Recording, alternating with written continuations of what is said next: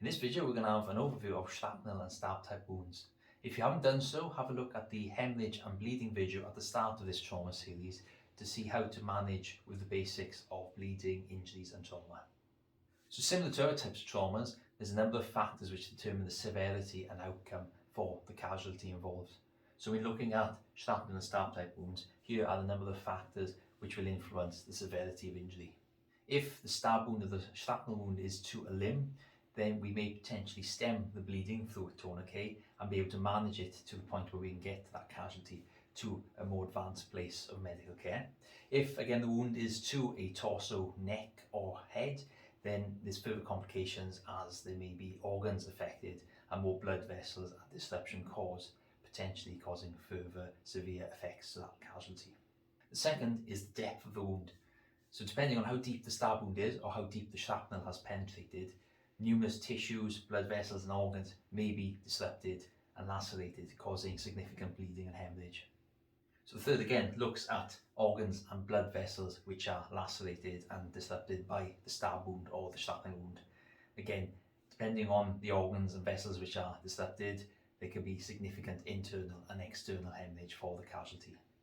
Having an idea of these different factors may help you in determining how severely unwell a casualty may be and how quickly you need to get them to further medical attention. When managing a stab wound or a shrapnel wound, there's a few factors that you need to further consider when looking to deal with the hemorrhage and management of that patient. Again, have a look at our hemorrhage and bleeding video at the start of this series to have the basics in managing bleeding and hemorrhage trauma. So first of all, we need to look at stemming the bleeding.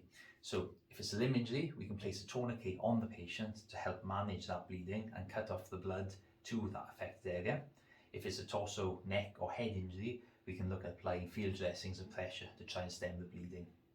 If the object is still in place, then we need to try and stabilise the site of the injury so that there's no further movement to the object and it can no further damage any of the blood vessels or tissues underneath. You can look at using different means to effectively stabilise the site of the injury depending on what kit you have available to you. So for example, you could have two bandages wrapped down either side of the object to try and stabilise it. You could use two bandage rolls either side of it and then bandage over that to try and stabilise the site. It all depends on what the object is, what the kit you have available to you and how best you can stabilise it to stop it from causing any further harm.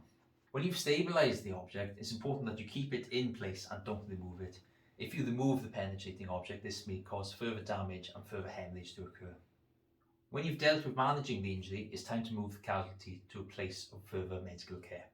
So look to rapidly extricate the casualty to a place of advanced care, but be cautious with the injury, especially if the penetrating object is still in place, as any disruption may cause further hemorrhage and damage on the internal side.